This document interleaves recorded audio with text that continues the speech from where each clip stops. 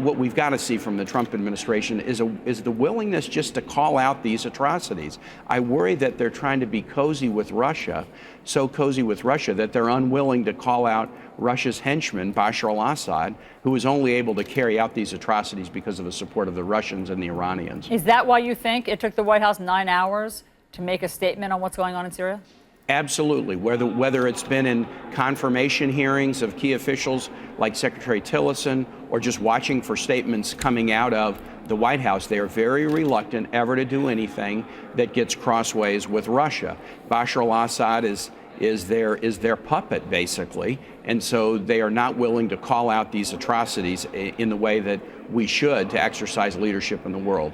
Using chemical weapons against civilians is a violation of every international norm there is. You know, President Trump has basically suggested that this is President Obama's fault for, saying that there was going to be a red line and then not following that up with action.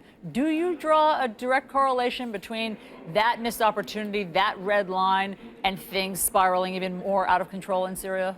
Well, look, that statement of President Trump's is rich. He's president now. He's commander in chief. And when something happens and he tries to blame President Obama, give me a break. And remember, when President Trump was just Donald J. Trump back then, he was urging President Obama not to do anything in Syria. I mean, he was urging President Obama not to do anything in Syria. He's the president now. He's got to put on his, big boy pants and own up to the job. Do you have a sense, Senator, of who is in charge of foreign policy in the White House? Well, right now it's the president, and so there's competing factions who have different points of view, but it starts at the top, and this is a president who never will get crossways with Russia.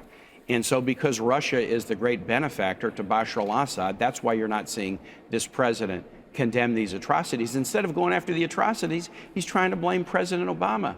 Again, he's the president now. The world is waiting for him to lead.